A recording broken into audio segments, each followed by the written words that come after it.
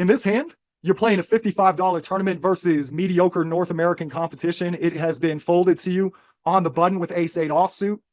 You raise, and the small blind calls and the big blind calls. The board comes 8-8-10. Both of these players check to you. It is on you. Do you want to check or bet?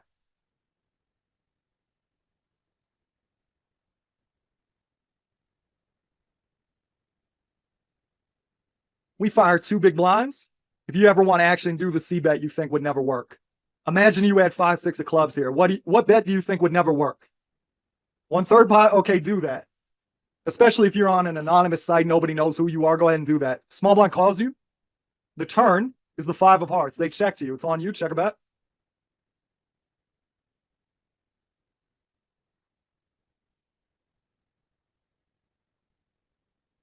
If you did want to bet here, how much did you want to bet?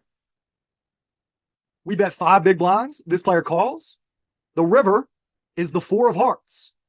And this player leads 10 big blinds. It is on you. What would you like to do?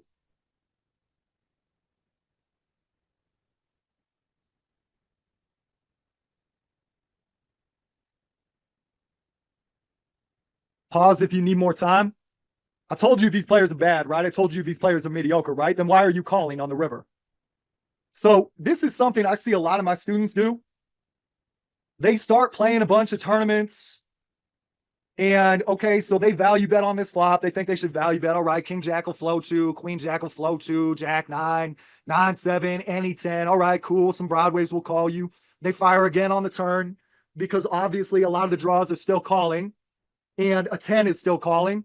Then the guy will lead on the river and they'll get weirded out and they'll just call. If these players are bad, if you're playing a $55 tournament, $44 tournament, $33 tournament, and you're still in the re-entry period, just shove.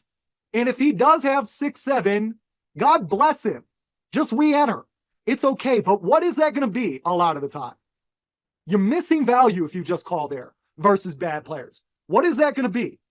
Well, it could be he has the 4th 8 and he doesn't want the river to go check, check. So he leads his little 8-9 suited or 8-7 suited or whatever it is.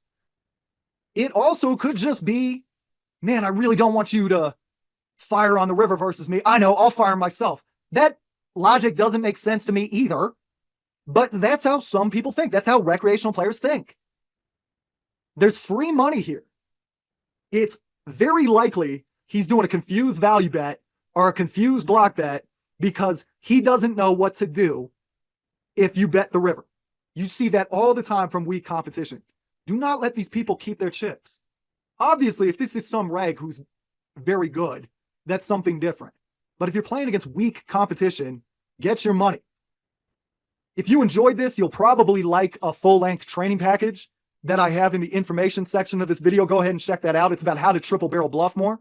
You'll love it. Check it out. And if you want more content just like this, go to pokerheadrush.com. That website one more time, pokerheadrush.com.